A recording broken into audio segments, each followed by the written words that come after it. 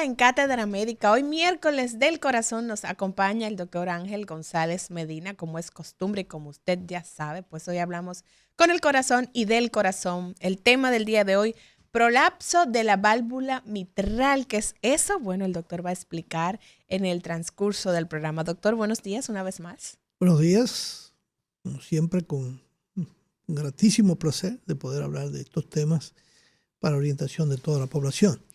Prolapso de la válvula mitral es una condición clínica que pasa desapercibida generalmente y que todo lo que el concepto de prolapso es algo que se desplaza de su lugar normal, que se sale del lugar normal. Por eso hay el concepto de prolapso uterino, cuando por debilidad de los músculos que sostienen y de los ligamentos que sostienen el útero se sale hacia afuera.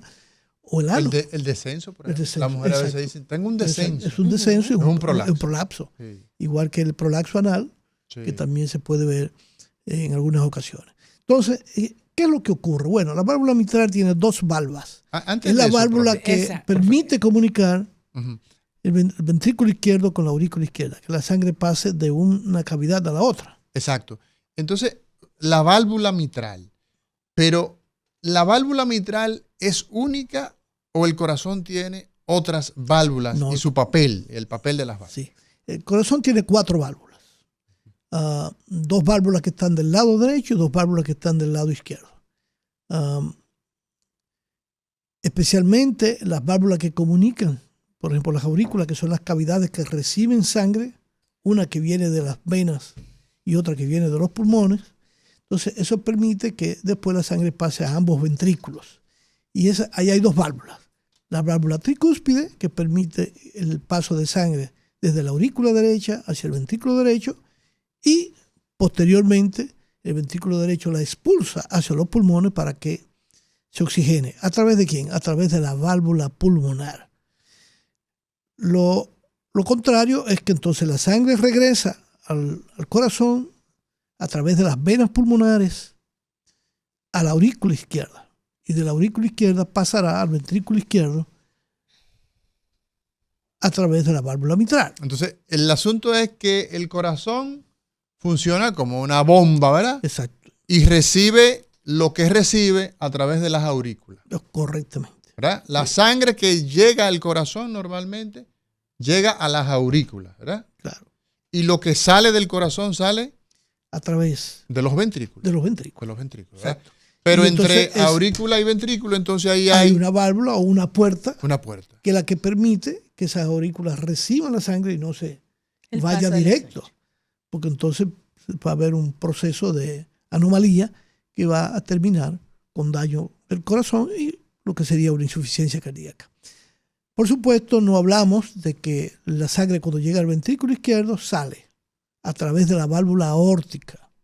Y es la sangre que va al resto del organismo, ya no a los pulmones, sino al resto del organismo. Es muy importante, aquí desde el punto de vista anatómico, que la población sepa que la válvula mitral, de esas 4 válvulas, es la única que tiene 2 válvulas. ¿Cómo así? Es decir, 2 hojas. Así. Es una puerta con 2 hojas. Ok. Yo pensaba que era así, válvula como no son válvulas con vaina corta. Sí, o sea, las válvulas hacen esto, la válvula mitral, se cierra parejita, vuelve y abre. Cuando ya la sangre ya aumentó de manera importante dentro de la cavidad auricular, entonces por presión abre la puerta y pasa hacia los ventrículos, hasta que termina de vaciarse y luego se cierran para permitir que haya ese sincronismo, uno que reciba sangre y otro que expulsa. Entonces por eso que se llama una bomba impelente y expelente, sí, que recibe pero que también saca el líquido, saca flujo. Entonces, eso es sumamente importante porque la válvula mitral entonces tiene 2 valvas, como nosotros le llamamos, 2 hojas. Y en cambio, la válvula tricúspide, como su nombre lo dice, tiene 3 cúspides o 3 hojas, igual que la aorta e igual que la pulmonar, con algunas diferencias anatómicas que no viene al momento explicarlo, que sí, ya en otro momento podríamos explicarlo. Entonces, obviamente, nosotros tenemos un mecanismo sincrónico que al mismo tiempo permite que entre sangre a 2 cavidades y que salga sangre de 2 cavidades. Entonces, doctor, ¿qué es lo que pasa con esa puerta cuando hay un prolapso de la válvula mitral? Para que la gente siga el hilo. Yo siempre le explico a los estudiantes y a los pacientes en un ejemplo sencillo que yo creo que todo el mundo lo vive. Sí, exacto. Ahí está la imagen para la gente que puede vernos a través de YouTube. Sí.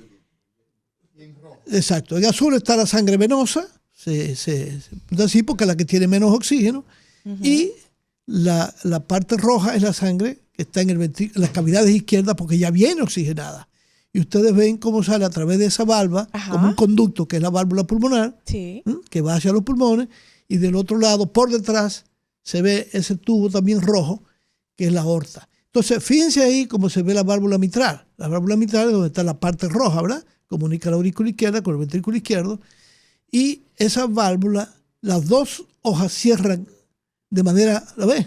En la figura, en la primera figura. La figura anterior, Kelvin. La que está a la izquierda mía, o a la izquierda de la pantalla, o la derecha de la pantalla, de allá para acá, ahí para está la izquierda. Abierta, exacto. Ahí está abierta. Ahí está abriendo, pasando la sangre hacia allá. Entonces, después se cierra, pero cierran pareja. Recuerden que yo hablé de las dos hojas de las dos puertas. Cuando la madera es una madera verde que se humedece, ¿qué ocurre? Cuando una puerta tiene dos hojas, que no cierra bien, que hay una parte de una de las puertas que se queda hacia atrás. Es un ejemplo parecido. Es un ejemplo parecido porque en este caso, en el caso del prolapso, lo que hace es lo contrario. Ella cierra pero se desplaza hacia atrás. Y entonces al desplazarse hacia atrás, eso hace que se devuelva sangre hacia el lugar que no debe devolverse. Y esto tiene una importancia capital porque dependiendo del grado de devolución de sangre, lo que se llama regurgitación, eso va a hacer que entonces la válvula es insuficiente, el corazón se va a dilatar y entonces vamos a tener complicaciones más adelante. Es muy importante recalcar en este sentido que esta patología es la más frecuente de las cardiopatías congénitas, porque representa en las estadísticas norteamericanas de un 3 a un 5%, o sea que de cada 100 personas, 3 a 5 personas tienen esta patología. Aquí se hizo un registro en una ocasión donde andábamos también más o menos igual de un 3% en un grupo selectivo, un hospital, pero realmente hay reportes de que puede ser mayor en otros países o menor. De todas maneras, es una enfermedad que realmente generalmente es benigna, puede pasar desapercibida y solamente o uno lo sospecha porque a veces no hay signos clínicos o por algunas otras razones la sospecha o mandando a hacer estudios cuando uno tiene esa sospecha o porque oye un sonido que es muy característico. Ahí, si nos pueden poner esa figura que está ahí. Amplíala. Exacto. La gente que nos está siguiendo a través de YouTube y la gente que nos sigue a través de la televisión, ahí tiene entonces, doctor, las dos versiones. La normal, ¿verdad? Sí. Y la que se ve en esas tres flechas que se entra hacia esa cavidad que es la aurícula izquierda. Esa es la que es prolapso. Ese es el prolapso, que en ese momento tú ves que las dos hojas de la válvula no están niveladas. Se desplazan hacia atrás. Se entren hacia la aurícula. Generalmente es una. Lo más frecuente es que sea una la que prolapse. Sí. Pero cuando prolapsan las dos, entonces es mucho más importante el prolapso. Sí. Porque va a haber mayor cantidad de sangre que se desplace hacia atrás. Yo recuerdo una niña bien pequeña que creíamos que tenía otra patología por el tipo de soplo y no pensábamos que en ese momento, y lo que tenía era prolapso de ambas válvulas, lo que ya planteaba que esa niña iba a tener que ser intervenida tempranamente en la vida. ¿Por qué?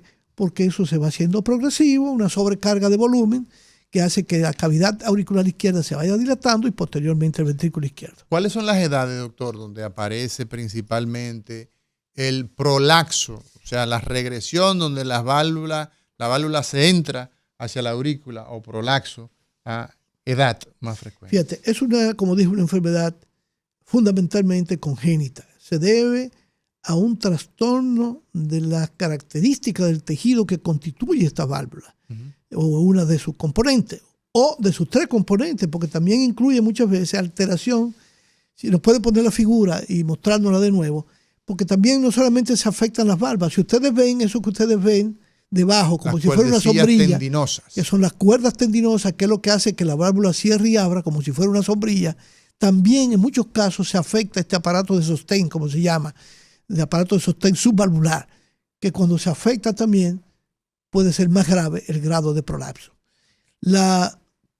Y esto es muy importante porque lo ideal sería diagnosticarlo temprano, pero no todo el mundo tiene ¿verdad?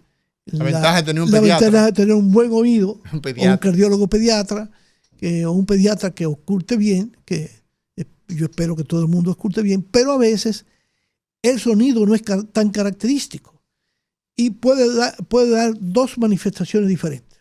Yo diría que tres en ese sentido. Una es que se oiga un sonido. Tenemos dos ruidos cardíacos, pero la válvula que está afectada por el tejido mixomatoso, es decir, un tejido que no es el normal, la hace muy flexible. Además de que esa que está afectada, o las dos, cuando están afectadas, son de mayor tamaño y no caben. Es decir, tiene que desplazarse. Por eso prolaxa, porque no cabe.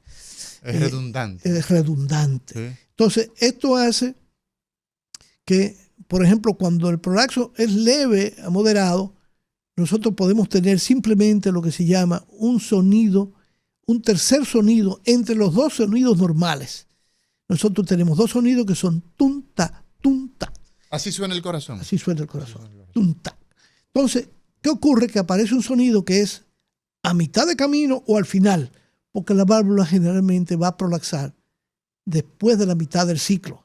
Entonces, por eso nosotros vamos a oír un sonido que es metálico, que no es tan grave o sordo como el que ya yo decía de tunta, sino tuncata, tuncata, tuncata. Ese sonido metálico que se le llama clic en inglés, pero que nosotros en español decimos chasquido, porque es un chasquido porque es la válvula cuando prolaxa produce ese sonido. Sí. Porque se acoda. Exacto. Y es como si una puerta cuando se desbarata. Doctor, entonces el hecho de que el prolaxo de la válvula mitral, señores, hoy conversamos con el doctor Ángel González Medina como cada miércoles, y hoy estamos hablando del prolaxo de la válvula mitral. El hecho de que sea una enfermedad congénita, ¿eso significa que no vamos a encontrarla en otra etapa de la vida, o que la identificamos tarde, sí, o que se puede también desarrollar en otro momento de la vida? Sí, al pasar desapercibida, muchas veces, o la gran mayoría de las veces, la detectamos en la adolescencia o ya en la etapa de adulto joven. Porque cuando, sobre todo en nuestro medio, la gente acostumbra a visitar al médico y sobre todo al médico cardiólogo. En los países donde hay una salud, mucho mejor seguimiento, ¿verdad? Y una mejor educación, la gente acude más al médico temprano, entonces se puede detectar temprano.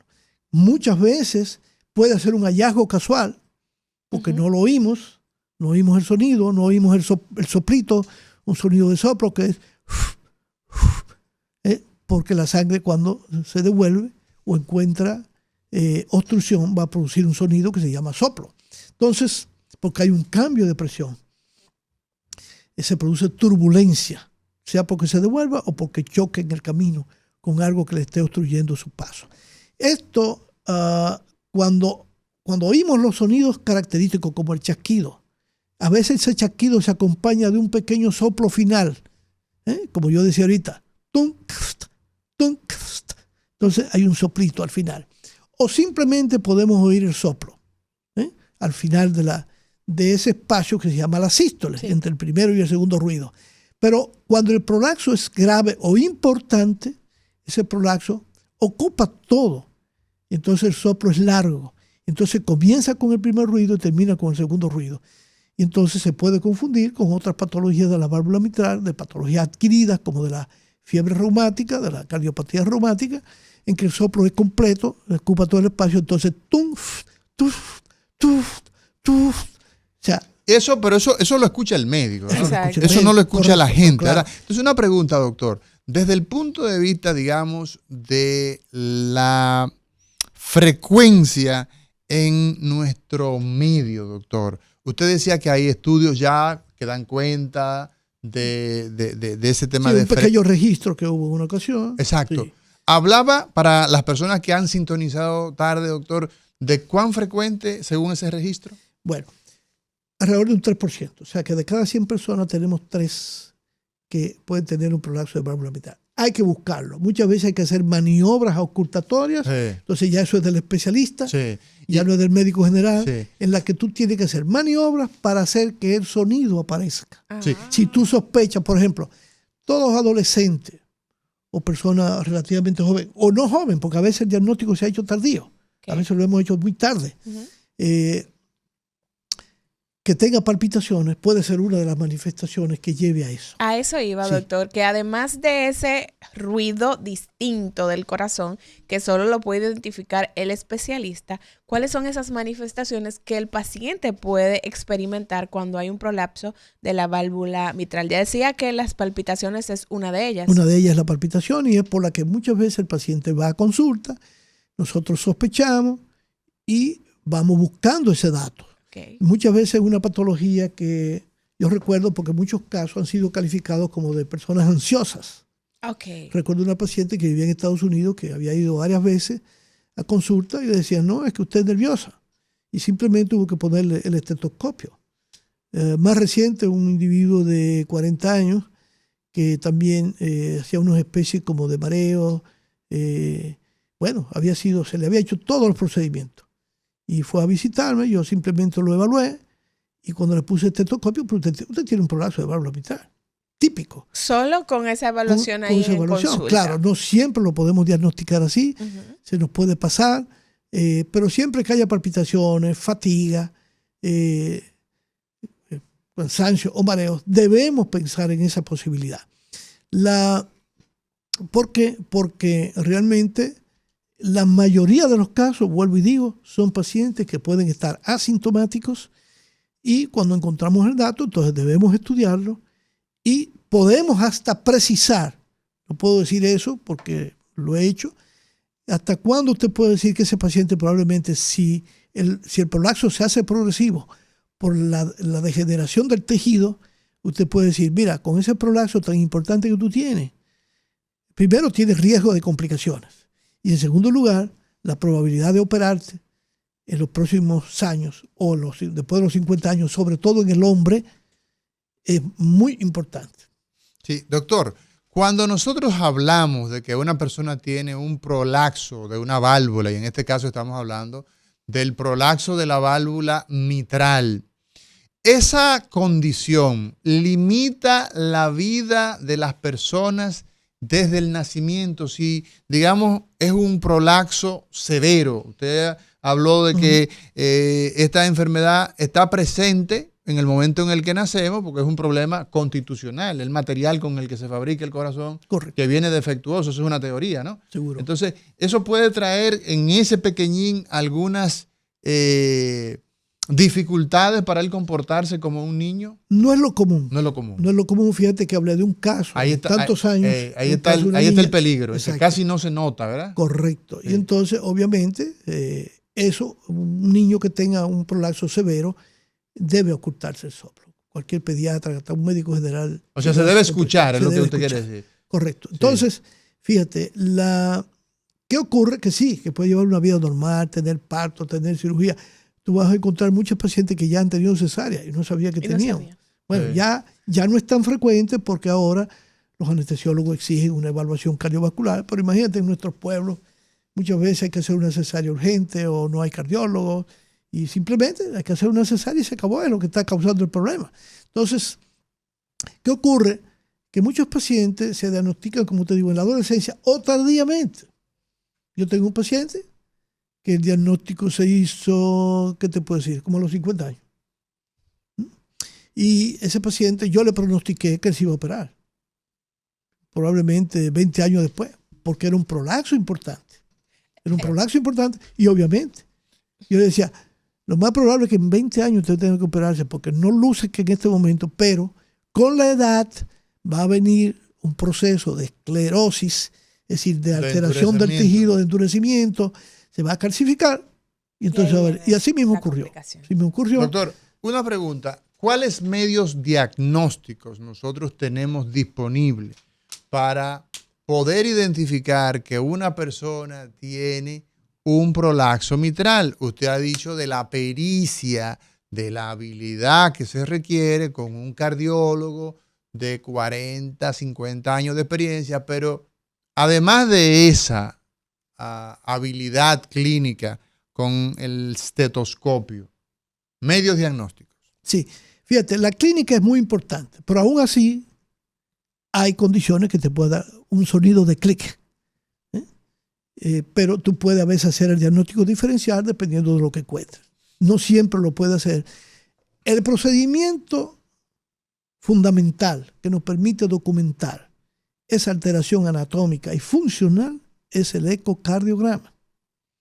Incluso durante el ecocardiograma, si usted oculta el paciente y usted cree que tiene un prolapso y no lo puede observar porque debe haber un engrosamiento de una o de ambas valvas de la válvula, o puede haber una elongación, es decir, muy larga, la válvula grande.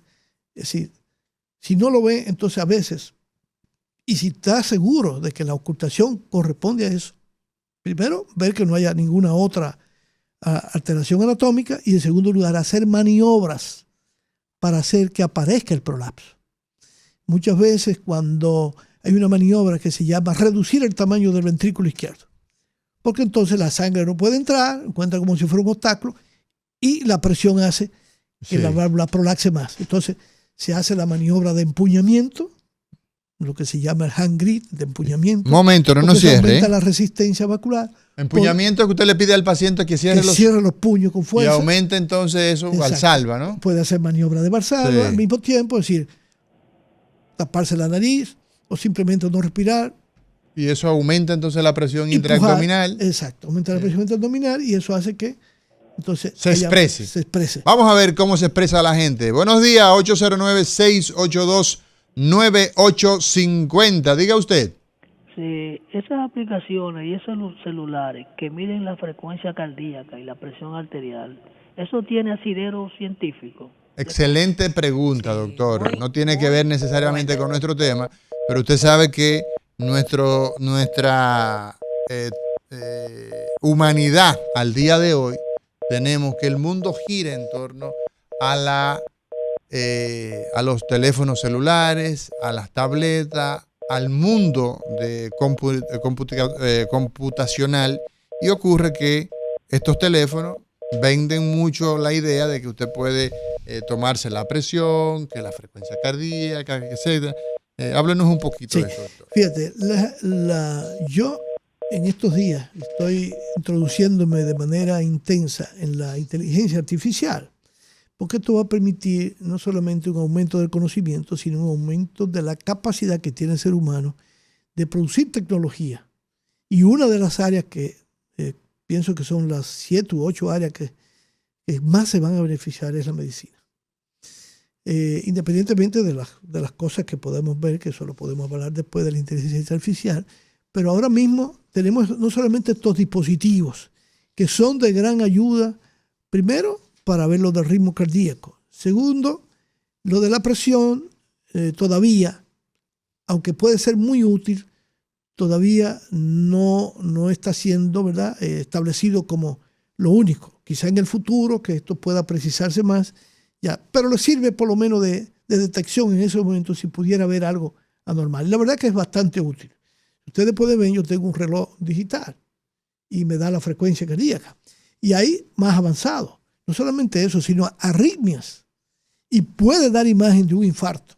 Entonces, por ejemplo, en la pantalla de ese reloj. En un teléfono, en un reloj, en estos dispositivos que están pues en contacto, digamos, con las arterias a nivel de la muñeca. En la muñeca tenemos 2 arterias, ¿no? Claro, la radial y la cubital, principalmente. Exacto. Esas 2 arterias entonces pueden traducir el latido. Los sensores que tienen estos equipos son capaces de traducir la información que hay. La evidencia como si fuera un monitor. Como si fuese, que de hecho son unos sensores, ¿no? Exacto. Y entonces pueden traducen información. Traducen información, claro. Sí. Entonces, esto es muy importante. Yo recuerdo a un paciente que estaba por Portugal. Y no solamente se comunicó conmigo, sino que me envió la información de que tenía arritmia. Y en realidad él es un paciente que tiene de base una arritmia porque tiene una lesión valvular y tenía lo que se llama una fibrilación auricular. Y desde aquí yo pude decirle qué hacer al paciente y en pocas horas ya él se había restablecido su ritmo, estaba normal y eso le permitió seguir su viaje. Estamos hablando... Eso es telemedicina, ¿no? Sí, estamos hablando de principios del año 19 por ahí. Sí, eso fue ayer, pero en materia de tecnología estamos hablando de nada más y nada menos de unos 5 años. Señores, tenemos que irnos a una pausa. Hoy gozamos del privilegio de tener el doctor Ángel González Medina con el tema prolaxo mitral.